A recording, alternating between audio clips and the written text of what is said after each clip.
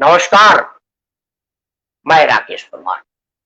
मित्रों, सबसे तो पहले भारत के यशस्वी प्रधानमंत्री आदरणीय नरेंद्र मोदी जी को जन्मदिन की बहुत बहुत शुभकामनाएं। आप दीर्घायु हो, शतायु हो। देश की जनता को आपकी जरूरत है। जन जन के नायक हैं आप। देश दुनिया में आपकी ख्याति है। जब से आपने भारत सरकार में अपनी महत्वपूर्ण जिम्मेदारी एज ए प्रधानमंत्री के रूप में संभाला है, आपके कीर्ति को चार चांद लगा है। और आपने आ, अपने अपने अनुसार जिसके लिए आपको जाना जाता है, आपने देश दुनिया में नाम किया है।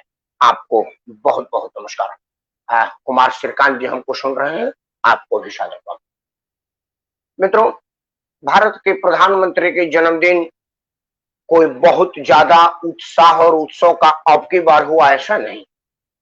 सबसे पहला मेरे ख्याल से जो शाम होते होते उनको जन्मदिन का तोहफा मिला, नरेंद्र मोदी जी इस तोहफे का उम्मीद नहीं किए होंगे। सिमरनजीत कौर बादल, जो कि उनकी फूड प्रोसेसिंग मिनिस्टर थी, उन्होंने आज पंजाब और हरियाणा में हुए किसान आंदोलन के दबाव में आकर के अपने पद से त्याग पत्र दे दिया।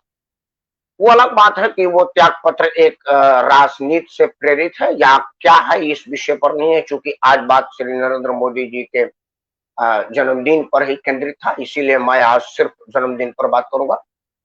मित्रों, आज दुनिया जन्मदिन मना रही है और जो एनडीए की सरकार है वो उसको सेवा सप्ताह के रूप में मना रही है। मतलब वो पूरे सप्ताह तक अपने चिर परिचितदार सेवा के रूप में कार्य करेगी। कुमार श्रीकांत जी ने मुझे एड्रेस कर, कुमार श्रीकांत जी, क्या मैं आपको लिंक भेजूं अगर आपको अच्छा लगेगा? हालांकि मैं आपकी बात पढ़ता हूं। कुमार श्रीकांत जी ने जो मुझे मार्गदर्शित किया है, असल में कुमार श्रीकांत एक बहुत बड़े पत्रकार है और चीजों को बहुत बढ़िया से समझते हैं। आप इनका सत्यनिष्ठ भारत को 5 बजे से देखते हैं। आपने जो मुझे मार्गदर्शन किया है, मैं उसका पढ़ देता हूं। आपने प्रश्न किया है कि नरेंद्र मोदी का जन्मदिन है, कांग्रेस के तमाम छोटे बड़े नेता सुबह से ही मोदी पर हमलावर मुद्रा में है। हालांकि मोदी ने अपने जन्मदिन पर कोई उत्सव कार्यक्रम आयोजित नहीं करते हैं, लेकिन आपने गौर किया होगा कि जब मायावती, लालू प्रसाद, मुलायम सिंह सरीखे नेता अपना जन्मदिन धूमधाम से मनाते हैं तो उनकी खूब आलोचना होती है। और आपने ये भी गौर किया होगा कि जब पंडित नेहरू, इंदिरा गांधी, राजीव गांधी या सोनिया गांधी का जन्मदिन मनाया जाता है तो भी एक दिवस होता है। क्या आप सोचते हैं इसके पीछे कौन सी मंशा है? कुमार श्रीकांत जी, आपका प्रश्न बड़ा वाजिब है। मैं नीतीश चौबे जी, मैं अभी चौबे पढ़ा, चौबे जी को नमस्कार। सबसे पहले तो मैं आपको बताऊं कि नरेंद्र मोदी शुरू से ही दिखावे पर भरोसा नहीं करते, उनका काम बोलता है। नरेंद्र मोदी कोई बहुत वाला नहीं करते हैं। नरेंद्र मोदी एक साधारण परिवार के हैं, ये इस बात को कभी नहीं बोलते। इस टाइम तो कोविड में पूरी दुनिया महामारी में है, तो वो उनका नरेंद्र मोदी जिस जिस मिट्टी के बने हैं उनसे ये उम्मीद करना कि कोई बहुत बड़ा उत्सव होगा मोदी जी के द्वारा, ये संभव नहीं है। लेकिन उनके फॉलोअर्स जो उनको मानते हैं, हम और आप स्वतंत्र हैं। हमारा नरेंद्र मोदी के नीतियों से विरोध हो सकता है, भारतीय जनता पार्टी के नीतियों से विरोध हो सकता है, लेकिन देश के प्रधानमंत्री से किस बात को? तो मैं तो देश के प्रधानमंत्री को जन्मदिन की बधाई दे रहा हूं और मुझे नहीं लग रहा है कि अगर मैं प्रधानमंत्री को बधाई दे रहा हूं तो इसमें कहीं कोई राजनीतिक मुद्दा होगा या कोई आलोचना का विषय हो सकता है। जहां तक आपका रहा कि सब लोगों के दिवस, हमने देखा है मुलायम सिंह यादव के सफाई कार्यक्रम में इंग्लैंड से बगी आई थी जब वहां पर सरकार था और सरकारी धन था, सरकारी पैसे था, तो किस तरह से उसका दुरुपयोग होता था हम सब ने देखा है। अब आप चाहते हैं कि नरेंद्र मोदी भी ऐसा ही करे? जितना मैं नरेंद्र मोदी को पढ़ा हूं, जाना हूं, सुना हूं, देखा हूं, मुझे नहीं लगता कि वो जिस मिट्टी के बने हैं वो औरों के तरह से उस तरह की काम करेंगे। रहा है आप जो आज कुछ लोगों ने बेरोजगार दिवस मनाया है, उस पर मेरा कहना है कि उनका बेरोजगारी दिवस मनाना बनता है। कुमार श्रीकांत जी, आप एक मशहूर पत्रकार हैं, चीजों को बढ़िया से समझते हैं। देखिए, मैं बहुत ही जिम्मेवारी से कह सकता हूं कि नरेंद्र मोदी के आने के बाद वाकई बेरोजगारी बढ़ी है। कई लोगों का रोजगार छीना गया है। आपके बिरादरी के कई लोगों का छीना गया है, जो लोग पत्रकारिता के नाम पर मंत्रालय की दलाली करते थे। नीरा राडिया टेप में वो सब चीजें खुल के आई है। ये कोई कहने वाली बात नहीं, ये कोई माइक्रो साइंस है नहीं कि हम ही ने इसको शोध किया है और मैं ही इसको कह रहा हूं। नीरा राडिया टेप में कई बड़े बड़े पत्रकारों की कलई खुल गई, कई लोगों का निकल उतर गया है। और कितने लोग जो टॉक शो किया करते थे, लोगों को बोलने नहीं देते थे, उनका खुद की बोलती बंद है। अब स्क्रीन शॉट है, वो यूट्यूब पर भी कहीं नहीं है। तो ऐसे लोगों का रोजगार चला गया। कई लोग पुरस्कार लेने, पुरस्कार देने, पुरस्कार बांटने और पद्मश्री पद्मश्री जैसे कई भारत की मशहूर और सम्मानित अलंकारों से विभूषित करने का जो खेल होता था, इसमें बहुत बड़ा रोजगार था, वो खत्म हो गया। कई लोगों का बिचौलिया का रोजगार था, सड़क दलाली में, रक्षा सौदों में और कई कामों में, वो सब आप देख रहे हैं कि वो खत्म हो चुका है। तो बेरोजगारी तो बढ़ी है। कई लोगों को राजनीति में भी बहुत ज्यादा रोजगार मिला हुआ था, क्योंकि लोग राजनीति को फल फूल वाला धंधा समझ रहे थे। उन सबों को बड़ा निराशा हाथ लगा है।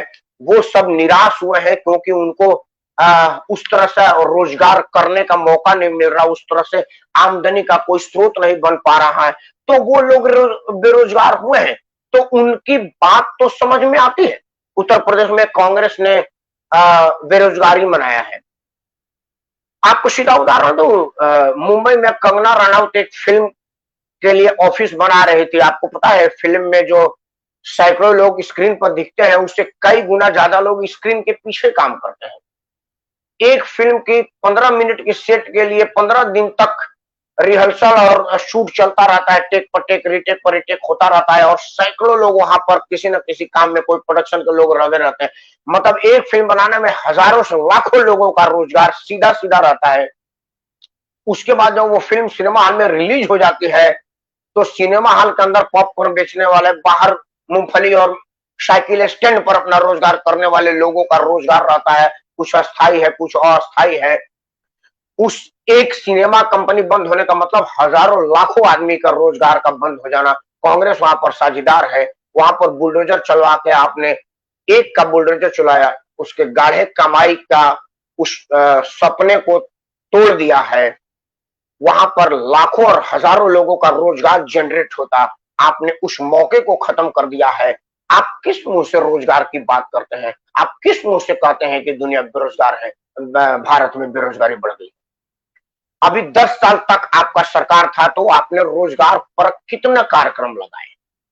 मैं फिलहाल देश की सबसे पुरानी पार्टी से बात करता हूं कि अभी तो हम 2004 से 2014 तक उनकी सरकार को देखे, तो उन्होंने कितने लोगों को रोजगार दिया और कितना रोजगार परक योजना चलाया। मैं मोदी की तारीफ में या मोदी की चमचागिरी में नहीं कर रहा हूं। कम से कम मोदी जी जब से आए, तब से उन्होंने हमको कहा कि राकेश, तुम रोजगार करने नहीं, रोजगार देने लायक आदमी हो। ये मुद्रा ऋण लो और पकौड़े तलने की दुकान खोलो, जिसका वो लोग मजाक उड़ाते हैं। मैं नहीं समझ पा रहा हूं कि अगर आप कुछ नहीं कर रहे तो सड़क पर भीख मांगने, रेलवे के डिब्बों में दे दे राम दिला दे राम देने वाला सीताराम कहने से तो बढ़िया है कि आप उसी प्लेटफॉर्म पर पकौड़ा तल लीजिए, खुद खाइए और परिवार का पेट भालिए और अपने टेस्ट से लोगों का दीवाना बने, अपने प्रति उन लोगों को आकर्षित करेगा। यार, फलाने वाले का पकौड़े का दुकान बड़ा बढ़िया था। मैं नहीं समझ रहा कि आप पकौड़े तलने वाले का जिस तरह से अपमान आज भी पकौड़ा तल करके लोग विरोध प्रदर्शन कर रहे हैं, मतलब आप जो लाखों, मैं समझ रहा हूं कि पूरे भारतवर्ष में करोड़ों लोग पकौड़ा तल करके सम्मान के साथ, इज्जत के साथ अपने परिवार की भरण पोषण कर रहे हैं, अपने परिवार का पेट पाल रहे हैं। इस स्थिति में उन लोगों का अपमान क्या अपमान नहीं है? क्या पकौड़ा तलने वाले का सार्वजनिक अपमान कर रहे हैं? मतलब रोजगार, दूसरे की जमीन कब्जा करके, अपनी इन्फ्लुएंस दिखा करके जमीन पर अवैध कब्जा करो या डरा धमा करके किसानों से जमीन ले लो, यही एक रोजगार है? मैं मानता हूं कि ये नहीं है। नरेंद्र मोदी ने मुद्रा ऋण दे करके, नरेंद्र मोदी ने लोगों के मन में ये जिज्ञासा भर करके कि यू कैन डू इट, जो मनोबल बढ़ाया है, जो रोजगार पर कार्यक्रम लगाया है, मैं नहीं समझता कि उसका कोई और मुकाबला है। नरेंद्र मोदी को इस मामले में जन्मदिन की बहुत बहुत बधाई। नरेंद्र मोदी की जन्मदिन का एक और तोहफा शानदार राजनाथ सिंह जी आज सदन में दिया है। हालांकि 2 दिन पहले भी उन्होंने सदन में दिया था। सदन में राजनाथ सिंह का सबसे बड़ा तोहफा, मैं नहीं समझता कि नरेंद्र मोदी को इससे बड़ा तोहफा मिला होगा, जब उन्होंने कहा कि हमारी सेनाएं किसी भी स्थिति में मुकाबला करने के लिए तैयार है। किसी से भी, किसी भी मौसम की मार हो, परिस्थिति की मार हो, इन सब हालातों से लड़ने के लिए सक्षम है। मैं नहीं समझता कि उनसे भी बड़ा कोई उनको मिला होगा। हमारे किसानों का एक इशू है जिसमें सिमरनजीत कौर बादल ने आज इस्तीफा दिया है। मैं उस विषय पर 2 लाइन बात करना चाहता हूँ। इस बीच कुछ लोगों ने जो प्रश्न कर दिया था, मामला डिले हो गया। सिमरनजीत सिंह बादल का जो इस्तीफा है वो पंजाब के राजनीति को ध्यान में रखते हैं। उनका वो मकसद है कि पंजाब में जो हो रहा है, पंजाब में जो राजनीति चल रही है, उसका प्रतिफल है वो। क्योंकि देखिए, अभी वहां पर कांग्रेस की सरकार है, कैप्टन साहब वहां पर लड़खड़ाते लुढ़कते हुए अपनी सरकार चला रहे हैं। क्योंकि कैप्टन साहब का दिल्ली से कैसा रिश्ता है, कांग्रेस आला कमान से हम सब जानते हैं। उनके अपने सांसद, उनका अपना बाजवा साहब, उनके नवजोत सिंह सिद्धू साहब, इन लोगों से किस तरह की स्थिति है, ये सब हम सब जानते हैं। मतलब कैप्टन साहब अपने से लड़ रहे हैं, किसानों के भले के लिए, किसानों के हितों के लिए उनके पास कुछ कोई रोड मैप नहीं है। इसमें बादल परिवार पंजाब का सबसे पुराना राजनीतिक परिवार है। उन्हें लगा कि यहाँ पर एक अवसर है और अगर इस अवसर को भुनाने के लिए केंद्र में मंत्रिमंडल छोड़ा जा सकता है और पंजाब की गद्दी को पाया जा सकता है, तो ये बड़ी छोटी कुर्बानी है। मैं ये समझता हूँ कि सिमरनजीत कौर बादल ने इसीलिए आज इस्तीफा दिया होगा। खैर, बात नरेंद्र मोदी के जन्मदिन पर, नरेंद्र मोदी के काम पर था, जो नरेंद्र मोदी ने देश को तोहफा दिया और देशवासियों ने उनको तोहफा दिया। मैं समझता हूं कि इस साल का सबसे बड़ा तोहफा माननीय नरेंद्र मोदी को मिला।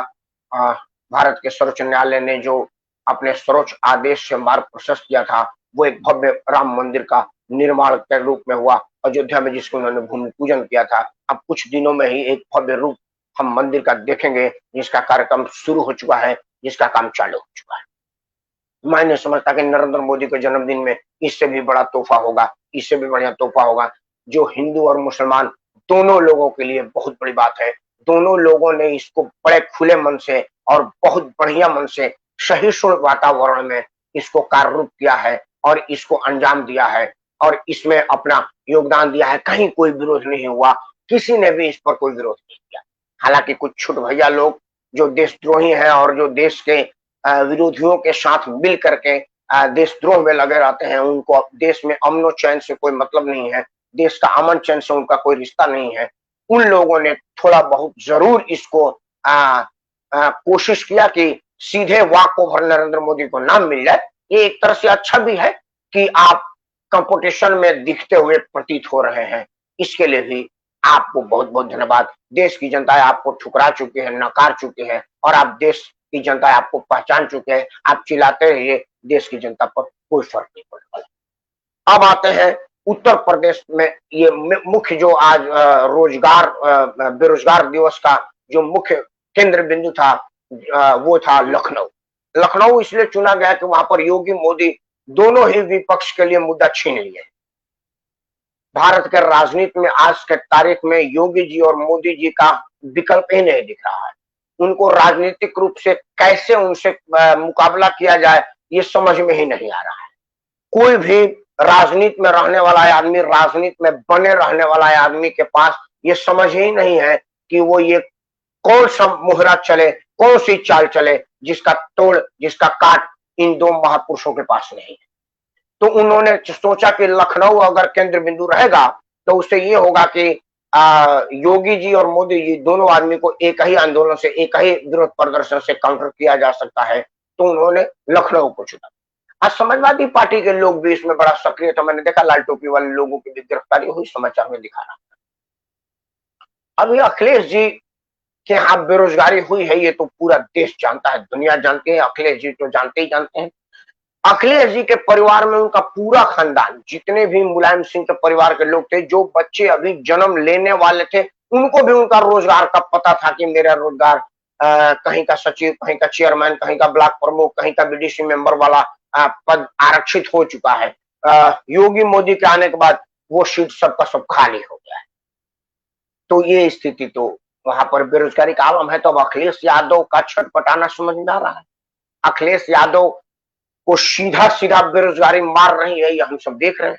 अखिलेश यादव रोजगार में थे, उनकी पत्नी रोजगार में थी, उनके घर टाइल बिछाने वाले रोजगार में थे, जो टाइल लगाए होंगे वो भी तो रोजगार पाए होंगे भाई। जो कीमती टाइल उखाड़ा गया था, उस टाइल के नीचे जो चीज थी उसके लिए तो रोजगार मिला होगा ना कई लोगों को।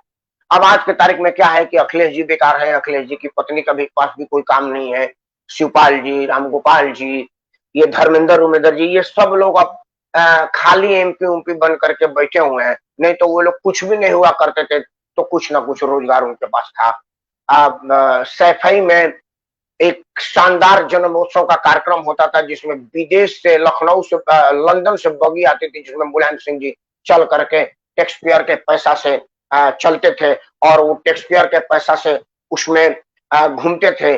उत्तर प्रदेश की जनता की गाढ़ी कमाई का उसमें सड़कों पर बहाया जाता था।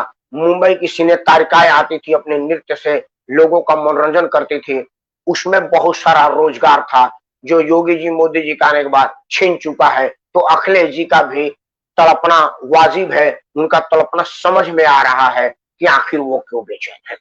और अगर आका का ही रोजगार खत्म हो गया है तो उनके चाहने वाले लोगों के लिए तो एक कुठारघात ही है, एक उन पर तो वज्रपात जैसा ही है कि भाई जब हमारा आका ही किसी काम का नहीं रहा, किसी काम के लायक नहीं रहा, तो हम किस काम के हैं भाई। तो इन सब बातों का अगर बात किया जाए तो जो जो लोग इस माल में इन्वॉल्व थे उन सब लोगों को सीधा नुकसान हुआ है रोजगार का, ये हम सब देख रहे हैं, जनता देख रही है। अब रहा उत्तर प्रदेश के मुख्यमंत्री के रूप में अखिलेश यादव के योगदान का, तो अखिलेश यादव का पूरा 5 साल तक देश की जनता ये नहीं समझ पा रही कि असल में मुख्यमंत्री की कुर्सी वो बैठा कौन है। कहा जाता था कि 3.5-4 मुख्यमंत्री वहां पर बैठे हुए, सरकारी अधिकारियों तक को ये पता नहीं था कि भाई वो मुख्यमंत्री के रूप में किसको माने, मुलायम सिंह जी को माने, शिवपाल जी को माने, रामगोपाल जी को माने, या अखिलेश जी की नई अली मम्मी जी को माने, किनको माने। इसी में पूरा 5 साल निकल गया। देश की जनता, प्रदेश की जनता ये समझ ही नहीं पाई कि असल में हुआ क्या है। अखिलेश यादव का ड्रीम प्रोजेक्ट जो लखनऊ आगरा एक्सप्रेस वे था, उसकी स्थिति को हम सब देख रहे हैं कि हल्की सी पानी होने पर एक गाड़ी बिल्कुल आसमान की तरफ से लॉन्च करने की तैयारी मुद्रा है। हम सब लोगों ने फोटो देखा था, उस पर भी कितना घोटाला हुआ है वो जांच हो रहा है और वो बहुत जल्द आप सबके सामने आएगा। आप सब उसको देखेंगे कि उसमें असल में कितना घोटाला हुआ है और क्या हुआ है। उसके अलावा भी अगर अखिलेश यादव विदेश से इंजीनियरिंग की पढ़ाई केमिकल की पढ़ाई पढ़ के आए थे, अपने पूरे 5 साल के कार्यकाल में उन्होंने कौन सा रोजगार परक योजना लागू किया है वो बता दे। अगर वो समाजवादी पार्टी के लोगों का ब्लॉकों पर गुंडई को अगर रोजगार मानते हैं तो ये उनको मुबारक हो। देश की जनता ने उस रोजगार को ठुकरा दिया था। अगर देश की जनता को वो रोजगार पसंद आता तो अखिलेश यादव की सरकार नहीं। तो अखिलेश यादव का छटपटाना समझ में आ रहा है, क्योंकि अखिलेश यादव जब उत्तर प्रदेश में मुख्यमंत्री थे तो उनके कई लोग ब्लॉकों पर रोजगार करते थे, जिला स्तर पर जाकर कर रोजगार करते थे, जिला अधिकारी के कार्यालय में, अस्पताल में, ब्लॉक पर, इन सब लोगों का वैध अवैध रोजगार चल रहा था, जो कि अब योगी जी, मोदी जी की कृपा से बंद हो गया है। तो उनका छटपटाना समझ में आ रहा है। मित्रों, आज जो विपक्ष ने रोजगार दो कार्यक्रम किया है वो पूर्णतः फ्लॉप है, इसलिए कि उनकी मंशा साफ नहीं, उनकी नीयत साफ नहीं है, राजनीतिक विरोध करने की उनकी क्षमता साफ नहीं है। अगर वो इस सब विरोध से होते तो मैं आज उनके साथ होता और कहता कि माननीय नरेंद्र मोदी जी, आपने 2 करोड़ रोजगार रोज देने का सपना दिखाया था हम लोगों को और हम इसी सपने के सहारे आपको मतदान दिए थे, वो क्या हुआ।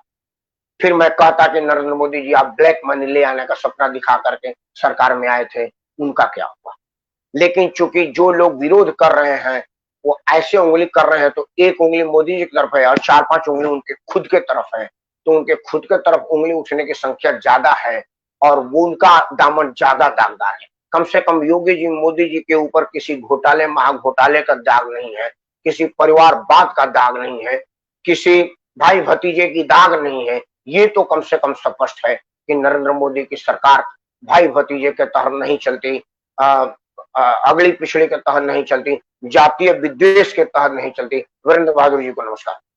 ये नरेंद्र मोदी की सरकार कम से कम सरकार की तरह से चलती है। इसकी नीतियां ये सोच के नहीं हो रहा है कि ये मेरे को वोट में फायदा करेगा और ये मेरे को फलाने एंगल से फायदा करेगा, इसलिए मैं करूँ। नरेंद्र मोदी जी आज अटल बिहारी वाजपेयी के उस ड्रीम प्रोजेक्ट जो कोसी नदी पर पुल बंधा है, आज उसका उद्घाटन किया, जिसकी परिकल्पना स्वर्गीय अटल बिहारी वाजपेयी ने रखा था, जिसकी भूमि पूजन अटल जी ने किया था।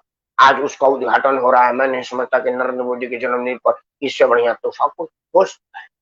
अटल जी की अटल टनल जो लेह में बॉर्डर तक जाता है भूमिगत, वो उसका उद्घाटन भी था। मैं नहीं समझता कि उससे बड़ा नरेंद्र मोदी के लिए कोई जन्मदिन का तोहफा हो सकता है। लेकिन मित्रों, हम सब लोगों की भी जिम्मेदारी है कि हम नरेंद्र मोदी को जन्मदिन का तोहफा दें, और वो तोहफा ये होगा कि माननीय प्रधानमंत्री की हाथ को मजबूत करें और सरकार के साथ। मेरा एक बड़ा हाथ जोड़ के करबद्ध प्रार्थना है आप सबों से कि अगर आप चाहेंगे कि नरेंद्र मोदी के हाथ को किस तरह से और कैसे मजबूत किया जाए, तो उसका सबसे पहला है कि आप अपने प्रति ईमानदार। मित्रों, 130-35 करोड़ लोगों की संख्या में कई करोड़ कारें हैं जिनकी एवरेज कीमत 10 लाख से ऊपर है। मतलब भारत में 2 करोड़ की कार है, 14 करोड़ की कार है, 15 करोड़ की कार है। मतलब 5 से 10 लाख वाली कार तो एवरेज सबके पास है। और आपको पता है, वो सब लोग जो अपना आयकर रिटर्न दाखिल करते हैं ना, तो सब लोगों का 1.5 से 2.25 लाख रुपया ही आमदनी होता है। ये एक बहुत बड़ा मुद्दा है। इस विषय पर कभी कोई बात नहीं करता। नरेंद्र मोदी अगर इस पर बात करेंगे तो उनकी सरकार गिर जाएगी, उनका वोट कम हो जाएगा। लेकिन मैं तो बात कर सकता हूं, क्योंकि मैं तो देश हित में बात करता हूं, देशभक्ति में बात करता हूं, देश की बात करता हूं। तो नरेंद्र मोदी की जन्मदिन का तोहफा आपको देना है।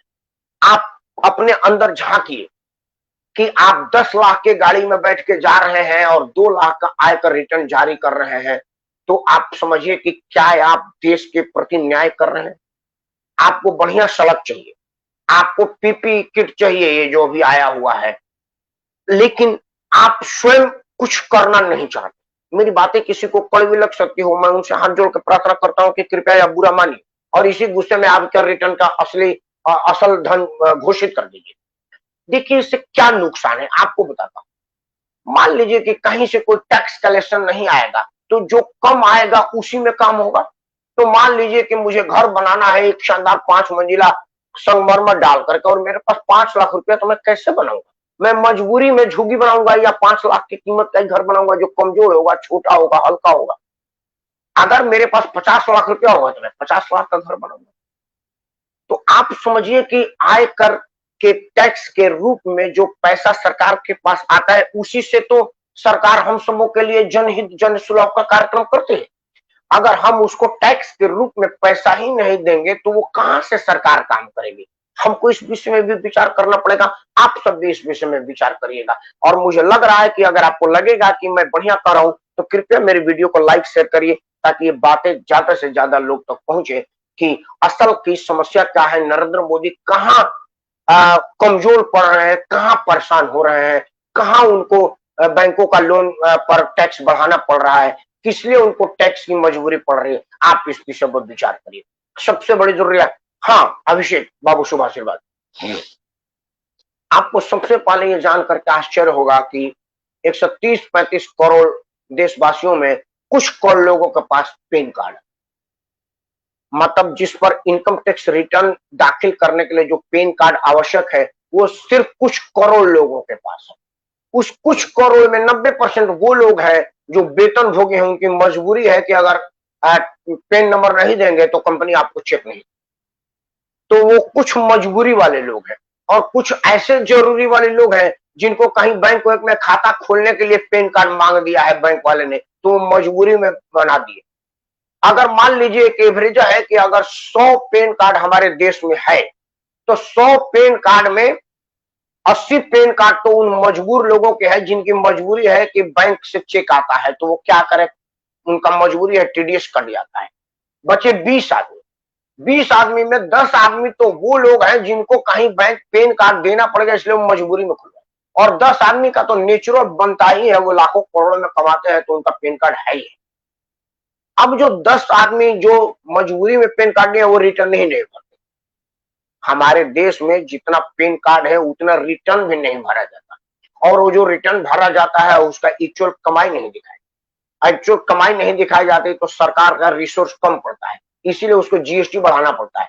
मतलब जो इनकम टैक्स असल आदमी जो इनकम कर रहा है उसको देना चाहिए, वो नहीं दे पा रहा है, इसलिए जीएसटी के रूप में सरकार आपसे ले रही है, उन लोगों से ले रही है जिनका इनकम ही नहीं है। वो बेचारे 2 रुपए की दाल खरीद रहे हैं बड़ा मुश्किल से कि 100 ग्राम दाल लेंगे और 1.5 लीटर पानी डाल करके गर्म करके बच्चों को पिला कर रात में सुला देंगे, कम से कम भूखे सो नहीं पाएंगे, सवेरे उठेंगे मरेंगे नहीं बिना खाए बगैर। उन लोगों पर भी तो जीएसटी लागू होती है, चाहे आप दाल 100 ग्राम लीजिए, तेल 200 ग्राम लीजिए या 50 ग्राम लीजिए, टैक्स तो देना पड़ रहा है ना। तो अगर आप समझे इस बात को कि अगर इनकम जिसके पास है करोड़ों रुपया, अगर वो टैक्स देता तो सरकार के खजाने में इनकम टैक्स के रूप में पैसा बहुत ज्यादा होता, तो वो जीएसटी कम करती। तो जीएसटी कम करती तो वो जो गरीब आदमी है जिसके पास आमदनी का कोई स्रोत नहीं है, भीख मांग के कूड़ा चुन के सड़क पर से ले आकर के किसी तरह से 100 रुपए इकट्ठा किया और 50 रुपए का आटा लिया, चावल लिया, दाल लिया, सब्जी लिया कि परिवार कम से कम एक एक रोटी खा के सारा परिवार जी जाए। टैक्स जीएसटी उसने उतना ही दिया जितना बिरला जी ने दिया। देखिए हमारे देश की दुर्दशा क्या है। नरेंद्र मोदी को जन्मदिन का तोहफा ये भी बनता है जो हम सबको देना पड़ेगा। आप इस बात को समझिए, ये बड़ा ध्यान से समझने वाली बात है। और अगर आपको लगता है कि हाँ आप समझ गए तो कृपया इस वीडियो को लाइक और शेयर करके अपना आशीर्वाद दें ताकि देश की जनता की आंखें खुले और लोग समझ पाए। आप समझिए कि आटा खरीदने आप जाते हैं और बिरला जी जाते हैं, तो बिरला जी को आटा का 160 मतलब 200 रुपया 300 रुपया, मुझे एक्चुअली मैं सबसे पहले मुझे नहीं पता, ये मेरे पत्नी जी को पता होता है कि आटा का रेट क्या है। मैं ये सब नहीं करता खरीदारी, इसलिए असल में मुझे आटा का रेट का पता नहीं है। लेकिन जो रेट होगा 200 500 700 1000 रुपया, तो वो बिरला जी के लिए भी वही होगा और वो जो विनियोग करने वाला है उसके लिए भी वही होगा। जीएसटी का टैक्स उस पर उतना ही होगा जो मिनिमम रिसोर्स। बिरला जी सोना खरीदेंगे, हीरा खरीदेंगे और विनियोग करने वाला नहीं खरीदेगा, तो उसका तुलना नहीं हो रहा है। तुलना हो रहा है जो जरूरी रिसोर्स है, खाना, दाल, चावल, रोटी। क्योंकि मैं नहीं समझता बिरला जी हीरा खाते होंगे, बिरला जी सोना खाते होंगे, ये तो हो नहीं सकता ना। तो अगर बिरला जी सोना नहीं खाते हैं, बिरला जी हीरा नहीं खाते हैं, तो आटा खाते हैं। तो आटा वीरेंद्र बहादुर सिंह हो या अभिषेक हो या नीतीश चौबे जी हो या वो सड़क पर भीख मांगने वाला हो, उसको जीएसटी उतना ही देना पड़ रहा है ना। इसलिए कि सरकार ने एक ही जीएसटी कर दिया है, वन टैक्स वन नेशन। तो मुंबई में अंबानी जो आटा खरीदते होंगे वो अलग बात है कि उनकी आटा की क्वालिटी बहुत ऊंची रही होगी, वो एक अलग चीज है। बट आटा पर जो टैक्स है, वो भीख मांगने वाला जो 100 ग्राम आटा कह रहा है कि काम करना 250 ग्राम आटा दे देना, एक एक रुपये हम सब खा के जी लेंगे, इतना ही भीख में मिल पाया, इतना ही रुपए का इंतजाम हो पाया है। आप सोचिए, वो भी उतना ही टैक्स दे रहा है जितना अंबानी जी मुंबई में पे कर रहे हैं, बिरला जी कलकत्ता में पे कर रहे हैं, मोदी जी दिल्ली में पे कर रहे हैं। वो इसलिए करना पड़ रहा है क्योंकि इनकम टैक्स के रूप में हम सब ने टैक्स के रूप में भारत सरकार का खजाना नहीं बढ़ा, भारत सरकार का खजाना खाली है। तो उनको आमदनी के रूप में क्या करे, वो आमदनी के रूप में जीएसटी बढ़ा करके और जीएसटी के माध्यम से कमाई कर रहा है। क्योंकि सरकार चलाना है तो किसी ना किसी माध्यम से टैक्स लेना पड़ेगा। तभी आप देखते हैं कि सरकार अलग अलग सेस लगाती है, अलग अलग टैक्स लगाती है, अलग अलग तरह के उपाय खोजती रहती है कि आमदनी कैसे बढ़ाया जाए। सिर्फ आप सब अगर इस बात को एक जन आंदोलन बना लें कि एक ही बात कि हर आदमी टैक्स दे, जिसके पास 1 रुपया देने की क्षमता वो 1 रुपया दे और जिसके पास 1 करोड़ देने की क्षमता 1 करोड़ दे। 135 करोड़ लोग टैक्स दे तो आपको जानते हो एक दिन में 135 करोड़ रुपया भारत सरकार के खाते में आएगी। 1 रुपया आप देंगे, आपको कुछ नहीं पता चलेगा। आपने पान का गुटखा एक कम कर दिया, 1 रुपया उसी में बच गया। एक बंडल बीड़ी कम पिया, उसी में मेरे ख्याल से, मुझे पता नहीं कि बीड़ी की बंडल कितने की आती है, लेकिन 1 रुपया की जरूर आती है क्योंकि आजकल रुपये की तो कोई वैल्यू ही नहीं है 1 रुपये का। तो वो 1 रुपया से एक बंडल बीड़ी नहीं पिएंगे तो आप कैंसर से बचेंगे, हवा में प्रदूषण से बचेंगे, बचाएंगे प्रदूषण से। और उसके बाद सरकार के खाते में 135 करोड़ आएगी। 135 करोड़ आएगी तो सरकार उस हिसाब से आपके लिए सड़कें बनवाएगी, बढ़िया अस्पताल बनवाएगी, आपके अस्पतालों में दवा की सुविधा उपलब्ध कराएगी, आपके जीवन रक्षक दवाइयों का इंतजाम करेगी। हो सकता है कि सरकार के पास इतना ज्यादा पैसा आ जाए कि वो कहेगी कि भाई जो सक्षम लोग हैं वो पैसा दें, जो अक्षर सक्षम लोग नहीं है उनके लिए मुफ्त में है, क्योंकि देशवासियों ने टैक्स के रूप में हमारा खजाना भर दिया है। अगर ये हो, अगर ये दे तो मैं समझता हूं कि नरेंद्र मोदी को जन्मदिन का इससे बड़ा तोहफा नहीं हो सकता है। मित्रों, मैं आज नरेंद्र मोदी की उपलब्धियां गिनवाने के लिए नहीं आया हूं और ना ही आपकी खिंचाई करने के लिए आया, लेकिन जो सच्चाई है वो कहना पड़ेगा। और सच्चाई यही है कि हम सब लोग जहां मौका मिलता है वहां सरकार को से टैक्स चुराने, टैक्स बचाने के चक्कर में बने रहते हैं। अगर हम ऐसा ना करें तो सरकार मालामाल हो और हम सभी मालामाल। अगर आप चाहते हैं कि आप देशभक्त हैं, देश के सच्चे सिपाही हैं, देश के सच्चे नागरिक हैं, तो कृपया अपना उचित आय कर उचित माध्यम से जरूर जमा कराएं। यही नरेंद्र मोदी को सच्ची जन्मदिन की तोहफा होगी, यही देश के लिए सच्चा उपकार होगा। इन्हीं शब्दों के साथ नरेंद्र मोदी को ईश्वर दीर्घायु करें, स्वस्थ रखें। देश को उनकी बहुत जरूरत है। दुनिया को देश का नाम डंके के चोट पर रखने के लिए, देश का झंडा ऊंचा रखने के लिए नरेंद्र मोदी का स्वस्थ रहना जरूरी है। नरेंद्र मोदी को जन्मदिन की बहुत बहुत बधाई। जय श्री राम। धन्यवाद।